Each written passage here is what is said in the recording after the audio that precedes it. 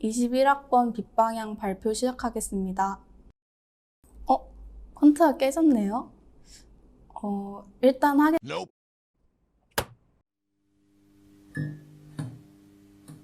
영상 내 표현된 만두에 대한 내용은 개인적인 취향이므로 취향이 안 맞으신 분들에게는 미리 양해의 말씀을 올립니다. 어떤 종류의 디자인학과든 디자인학과는 발표가 필수입니다. 잘 만든 PPT는 좋은 발표를 위해서 꼭 필요한 수단입니다. 그렇다면 잘 만든 PPT란 무엇일까요? 예쁜 PPT일까요? 디자인을 보기 좋은 떡이 먹기도 좋다라는 문장에 비유해 보자면 디자인의 역할은 떡을 단순히 예쁘게 만드는 것이 아니라 떡을 제대로 맛있게 먹을 수 있게 환경을 만들어주는 것이라고 할 수 있습니다. 그러니까 잘 디자인된 PPT란 보조 수단으로서 청중이 발표를 정확하게 효과적으로 이해할 수 있도록 도와주는 시각 자료입니다. 너무 당연하고 모호한 얘기인가요? 더 자세한 방법 처음부터 끝까지 같이 알아보시죠. PPT의 기본적인 역할은 발표자의 말에 집중할 수 있도록 도와주는 것입니다. PPT를 너무 화려하게 하거나 복잡하게 만들어서 시선을 빼앗겨도 안 되고 너무 노잼으로 만들어서 병풍처럼 틀어놓고만 있어도 안 됩니다. 발표자의 프레젠테이션 계획에 맞춰 잔잔하게 받쳐줄 땐 잔잔하게, 임팩트를 줘야 될 땐 임팩트 있게 완급 조절을 함께 해나가며 디자인을 진행해야 합니다. 또한 디자인 발표는 기본적으로 설득의 과정이란 것을 기억해야 합니다. 단순히 나 이렇게 디자인했다 라고 결과물을 공유하는 게 아니라 왜 내 작업물이 이렇게 진행되어야 했는지, 그래서 내 디자인이 왜 이렇게 짜져 있는지, 왜 내가 A뿔을 받아야 하는지들을 설득해야 하는 겁니다. PPT를 만들 때는 이런 설득을 어떻게 효과적으로 해낼 것인지를 고민해서 내용과 순서를 선정하고 계획을 세워야 합니다. 마지막으로 PPT는 프로젝트의 연장선으로 내 작업물의 컨셉에 청중이 몰입할 수 있도록 도와주는 또 하나의 시각적 수단입니다. 내 디자인의 무드와 컨셉은 PPT에도 일관성 있게 적용되는 것이 좋습니다. 먼저 프로그램입니다.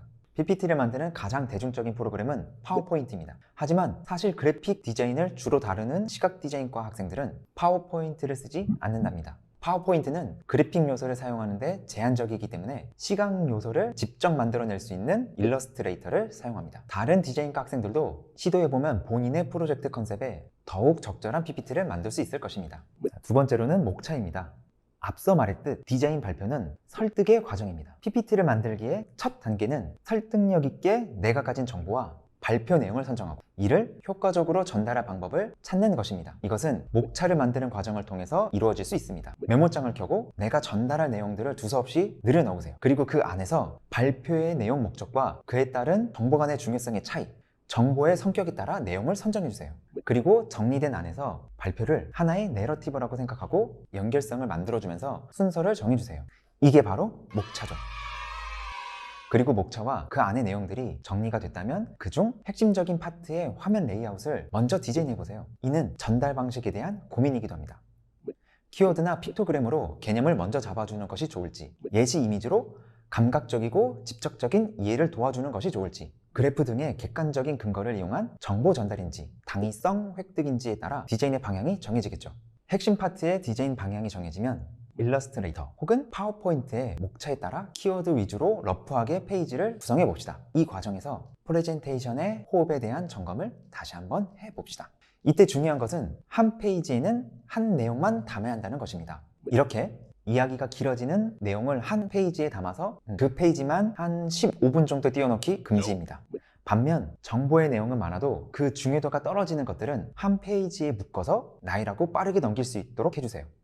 자, 본격적인 디자인을 시작해 봅시다. 1번은 컨셉입니다. 앞서 말했듯 PPT도 내 프로그램의 연장선입니다. 디자인 작업에 사용된 컨셉을 PPT에도 같이 적용해 주세요. 이번 프로젝트의 컨셉이 시크하고 진중한 느낌이라면 어두운 배경과 무채색 위주의 이미지와 깔끔한 고딕 폰트를 사용해야 합니다. 감성적이고 서정적인 컨셉이라면 저채도의 부드러운 색상 이미지를 사용하고 분위기 있는 사진과 다소 얇은 세리프체의 폰트를 사용해야 합니다. 발랄하고 귀여운 컨셉이라면 비교적 비비디한 색상을 대비감 있게 사용하고 귀여운 픽토그램이나 패턴 이미지, 두꺼운 폰트를 사용하는 등의 방식으로 컨셉을 연결할 수 있습니다. 만약 작업물에 사용한 그래픽적인 요소가 있다면 그것을 직접적으로 PPT에 사용할 수 있겠죠? 또한 해당 컨셉에 따라 PPT에서 사용하는 언어도 차이를 둘 수 있습니다. 예를 들어 시크한 컨셉의 PPT라면 좀 더 무뚝뚝한 단어 위주의 표현을, 감성적인 컨셉이라면 구어체 표현을 사용할 수 있을 것입니다.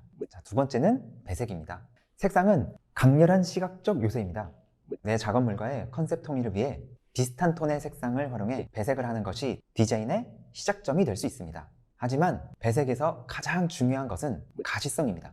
즉, 배경과 내용을 명확하게 구분해서 내용이 잘 읽히게 하면서도 오랜 시간 PPT를 보고 있어도 눈이 피로하지 않게 하는 것이 중요하다는 것이죠. 그러기 위해서는 첫째로 배경과 내용의 명도 차이가 명확한 색상을 사용해 줘야 한다는 것입니다. 그리고 유채색을 여러 가지 사용할 땐 2개를 넘지 않도록 하여 무채색과 함께 써주세요. 3가지 이상의 유채색을 사용하면 PPT가 산만해져서 시선이 분산될 수 있습니다. 그리고 유채색을 2가지 이상 사용할 경우 사용 비중에 차이를 둬서 한 가지 색을 포인트 색상으로 사용해 주세요. 이때 두 색상 명도 차이를 잊지 마세요. 세 번째는 도형입니다. PPT 디자인에서 원, 삼각형, 사각형이나 선 같은 도형을 사용하는 것은 여러 가지로 편리합니다. 다양한 도형 중 한두 가지를 PPT 디자인 전반에 활용해 준다면 손쉽게 컨셉을 부여할 수 있습니다. 또한 한 페이지에 들어가는 내용의 양이 많을 때 칸을 구분해 주는 등 내용 간의 차이를 주는데 만만하게 사용할 수 있습니다. 네 번째는 키워드인데요. 발표 PPT는 청중이 발표자의 프레젠테이션에 보다 집중할 수 있게 하는 게 기본이라고 말씀드렸죠. 그러기 위해서는 PPT에 줄글이 많아서는 절대 안 됩니다. 청중들이 긴 글을 읽느라 발표자의 말에 귀를 기울일 수 없기 때문이죠. 그렇기 때문에 글을 많이 넣는 대신 그 내용을 압축한 키워드를 쓰거나 이미지, 픽토그램 등을 사용하는 것이 좋습니다. 이런 소스들을 직접 만들 수도 있고 다양한 무료 소스들을 활용할 수도 있는데요. 하지만 어쩔 수 없이 줄글을 써야 되는 경우가 생기기도 하겠죠. 그런 경우엔 빠르게 내용을 파악할 수 있는 핵심적인 내용들을 하이라이트 해주세요. 볼드체를 사용하거나 밑줄을 치듯 칸을 칠 수도 있고 요약한 한 문장을 강조해서 뒤에 본문에 붙이는 방법으로 활용할 수도 있습니다. 다섯 번째는 폰트입니다. 앞에서 키워드를 사용하는 것과 같은 이유로 발표용 PPT에 사용하는 폰트는 기본적으로 너무 복잡하거나 얇은 폰트는 피해주는 것이 좋습니다. 가독성이 떨어지면 청중은 그 글을 읽는 데 집중하느라 발표자의 말에 귀를 기울이지 않기 때문인데요. 만약 본인의 디자인에 직접적으로 사용된 폰트가 PPT에 쓰기에 가독성이 나쁘지 않다면 통일적으로 사용하는 것이 좋지만 그렇지 않을 때에는 컨셉에 잘 어울리는 다른 폰트를 사용하는 것을 추천합니다. 정해진 폰트가 없다면 기본적으로 고딕체 혹은 도둠체 같은 싼 세리프체를 추천하고 명조체 혹은 바탕체 같은 세리프체의 경우에는 삐침이 작으면서 복잡하지 않고 획의 두께가 일정한 형태를 추천합니다. 참고로 긴 글의 경우는 도둠체보다는 바탕체가 읽기 수월합니다. 폰트 사용은 최소 2개에서 최대 3개를 추천합니다. 키워드나 타이틀에 사용할 굵은 두께의 폰트, 좀 더 긴 글이나 하위 내용에 사용할 레귤러 두께의 폰트, 이렇게 2개의 폰트가 기본이 됩니다. 여기에 서브 타이틀이나 장식적인 역할을 할 수 있는 제3의 폰트가 필요하다면 딱 그 역할을 하는 하나의 폰트를 더 사용할 수 있을 것입니다. 또한 PPT 제작 시 폰트 사이즈도 중요한 요소 중 하나입니다. 이 역시 가독성에 대한 문제이기 때문이죠. 폰트 사이즈의 정답이 정해져 있는 것은 아닙니다. 컨셉에 따라 크고 강한 폰트에 임팩트가 필요하기도 하고 작은 폰트로 쓰여진 감성적 문구가 필요할 때도 있을 것입니다. 하지만 그런 특이한 목적이 없는 경우에 일반적으로 폰트는 화면과 비율이 이 정도면 적당합니다. 폰트 사이즈가 너무 커서 여백이 부족하면 마치 무슨 일수명한 같은 조잡함이 느껴지고, 사이즈가 너무 작으면 시력 검사하는 것 같아 그걸 읽느라 청중들의 집중력이 흐트러지게 됩니다. 여섯 번째로는 여백과 정렬입니다. 여백은 PPT뿐만 아니라 모든 디자인에서 중요한 요소입니다. 그런 만큼 여백과 정렬에 대한 모든 이야기를 할 수 없겠지만 PPT 제작 시에 유용한 보편적인 룰을 알려드리겠습니다. 모든 디자인이 그렇듯 정답은 정해진 것이 없습니다. 하지만 대체로 보기 편한 정렬과 여백, 불편한 정렬과 여백이 존재하기는 합니다. 우선 정렬의 경우 화면의 질서를 위해 1차로 좌측, 중앙, 우측 정렬을 해주세요. 화면에 여러 종류의 정렬이 나올 수 있지만 중요한 건 요소마다 블록을 이루어서 3가지 정렬 중 하나에는 해당되도록 해주시는 것이 좋습니다. 정렬에는 좌, 중, 우 정렬만 있는 것이 아닙니다. 이것들이 1차로 이루어지고 나면 추가적으로 상단, 중앙, 하단 정렬이 있을 수 있습니다. 내용의 종류가 많을 땐 이런 정렬들을 이용해서 분류해주는 것이 중요합니다. 다음으로는 여백입니다. 여백은 취향이 많이 관여하는 영역이긴 하지만 너무 좁은 여백은 항상 별로라고 얘기할 수 있을 것입니다. 요소 간 여백이 너무 좁으면 보기 답답하고 그 내용을 파악하기가 어렵습니다. 해결 방법은 간단합니다. 요소 간의 여백을 넣어주세요. 반대로 넓은 여백은 어떨까요? 좁은 여백과는 달리 넓은 여백은 디자인 컨셉에 따라 적절하게 받아들여질 수 있습니다. 하지만 별다른 의도가 읽히지 않는데 그저 여백만 지나치게 넓으면 말 그대로 화면이 허전해 보이고 성의가 없어 보일 수 있습니다. 그럴 땐 다른 시각 요소를 추가해서 여백을 줄여주는 것이 방법이 될 수 있습니다. 또 화면에 여러 내용이 있긴 한데 그 여백이 너무 넓어 내용 간의 관계가 깨져버릴 경우 산만하고 내용 파악에 불편을 겪을 수 있습니다. 그럴 땐 내용 간의 관계성에 따라 여백과 정렬을 다시 다듬어줘야 합니다.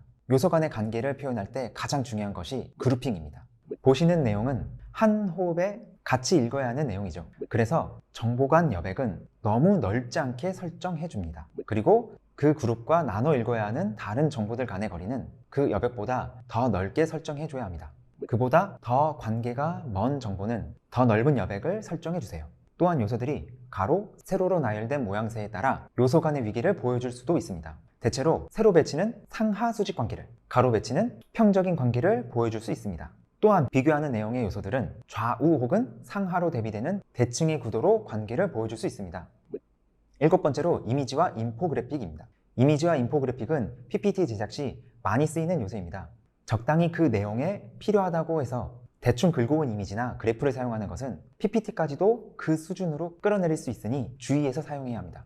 우선 이미지에서 중요한 첫 번째는 해상도입니다. 이미지가 사각형 픽셀이 보일 정도로 깨지지 않는 수준의 해상도를 가져가야 합니다. 최소 720픽셀은 돼야 합니다. 그리고 두 번째로 중요한 것은 마음속 0번째 중요도를 가지고 있는 원본 비율 유지입니다. 원하는 크기로 변형하기 위해서 이미지의 원본 비율을 멋대로 훼손해선 절대 안 됩니다. 절대 안 됩니다. 언제나 원본 비율을 유지해 주시고 만약 원하는 비율이 아니라면 크롭해야 합니다. 그리고 예시로 사용하는 이미지가 여러 장인데 크기나 비율이 다 달라 산만해진다면 특정 도형에 맞춰 크롭해서 통일성을 부여할 수 있습니다. 사용하는 이미지가 작업 결과물처럼 매우 중요한 이미지일 경우엔 최대한 큰 크기로 사용하며 이미지와 다른 요소들은 최대한 배제하는 것이 좋습니다. 다음으로 인포그래픽의 활용입니다. PPT 제작을 하다 보면 표, 그래프, 기사, 스크랩 등 외부 소스를 활용하게 되는 경우가 많죠. 이때 가능하면 그 캡처본이나 원본을 그대로 쓰기보다는 본인의 디자인 컨셉에 맞춰 직접 리디자인해서 제작하는 것이 좋습니다. 필요한 정보만 선택적으로 재배치해서 만들거나 단순하게 시각적 컨셉만 통일시킬 수도 있습니다. 이때 출처 표기는 필수입니다. 마지막으로 저장입니다. 드디어 기나긴 PPT 만들기 과정을 거쳐 저장할 타이밍이 왔습니다. 물론 작업 과정 중에 계속 저장을 하고 있었겠지만 PPT가 완성됐다면 발표를 위해 저장을 해야겠죠. 일러스트레이터로 작업을 했든 파워포인트로 작업을 했든 기본적으로 PDF 파일로 저장을 해주세요. 그 이유는 폰트나 이미지 링크가 깨지는 것을 방지하고 무단 편집을 막기 위해서입니다. 근데 가끔 사용된 소스들이 너무 고용량이라 PDF 파일의 용량이 너무 커질 때가 있습니다. 그럴 때 설정을 어렵게 바꾸려고 하지 마시고 그냥 이미지 파일로 PPT를 저장하고 그것들을 다시 PDF로 합쳐줍시다. 파워포인트에 이미지를 올려서 만들 수도 있고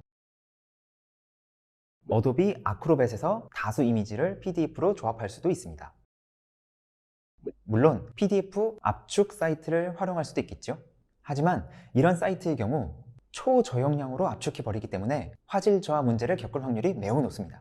그러니 학교 자체 온라인 강의 사이트 같은 곳에 저용량 업로드를 해야 하는 경우에나 사용하는 것을 추천합니다. 이제 끝입니다. 길고도 험난했던 PPT 잘 만들기가 끝이 났습니다. PPT는 많이 만들수록 자기만의 노하우가 생기는 영역입니다. 저희 영상이 여러분의 노하우를 만들어내가는 첫 걸음에 작게나마 도움이 됐기를 바랍니다. 저희 영상이 도움이 되셨다면 다른 유용한 영상들이 궁금하시다면 좋아요, 구독을 부탁드리겠습니다. 참고로 저장 강박증은 몸에 이로운 병입니다. 2번 클릭하면서 저장하세요. 기지개를 켜고 또 저장하세요. 커피 한 모금에 저장 한번 잊지 마시기 바랍니다. 끝!